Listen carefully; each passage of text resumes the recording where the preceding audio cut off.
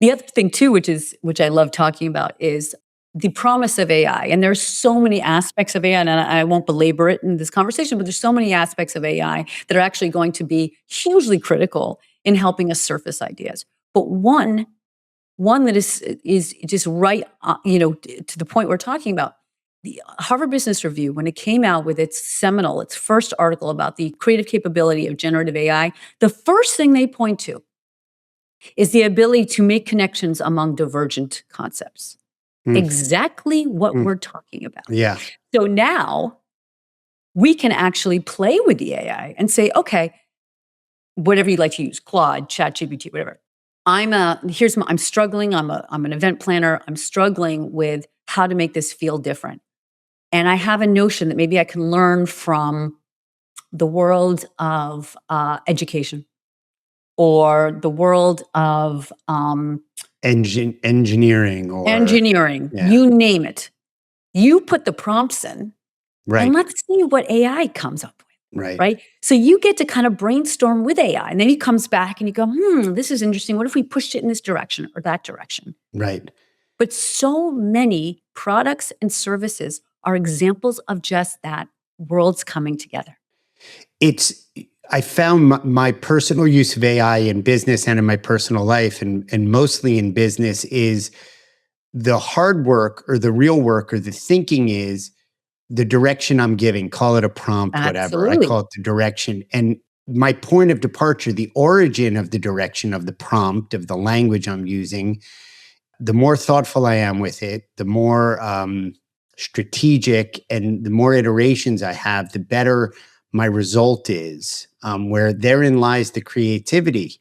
Right. You keep pushing it. There's another thing too. I have a series called the Anthro AI series that I'm familiar with it. Oh, right. You are. I forgot about that. Yeah. And I host it with my friend who's been a colleague of mine for almost 25 years, if not more, Tom Masco. He's a PhD anthropologist. And we dig into from an anthropological perspective, the creative capabilities of AI.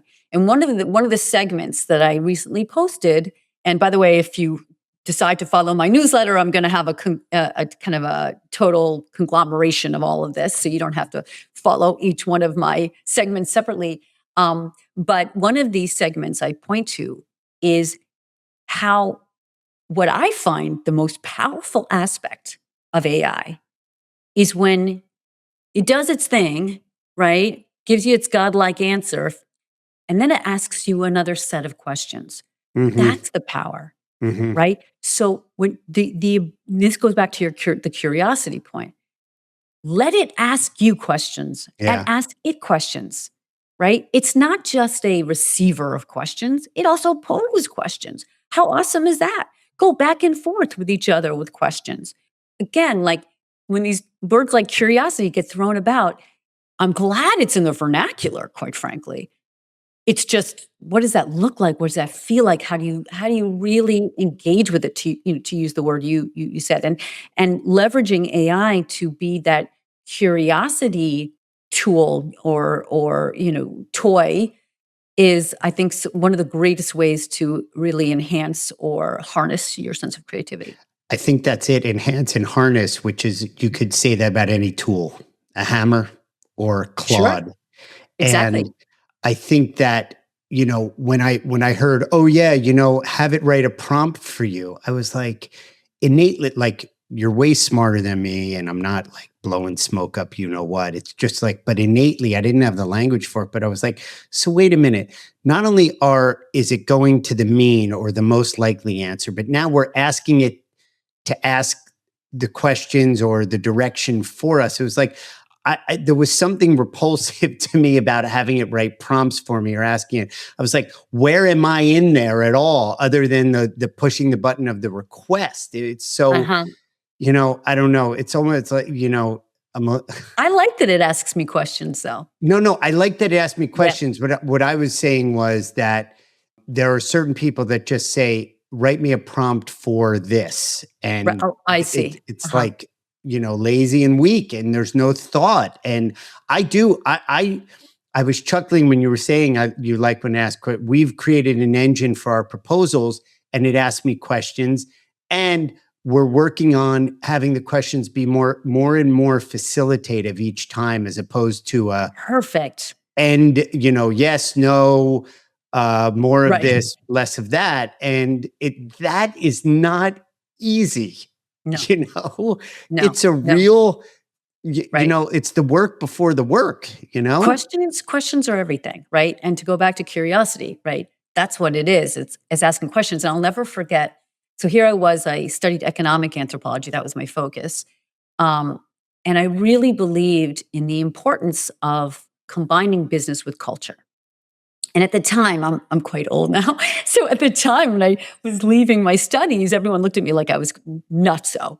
But there was this one book I'll never forget. It's called Riding the Waves of Culture. And it was actually written by two Harvard Business School professors. And it's all about culture and business. And in their first chapter, there's this awesome line, which is business school students learn the best answers to the wrong questions. And I realized, aha, my job is to ask the right questions. So it's all about questions. So if we want to kind of deconstruct these pervasive words like curiosity, what does that really mean? To your point, it's asking really good questions. It's getting the AI to ask us back questions. It's listening instead of just yapping, right? It's trying to understand versus trying to be understood.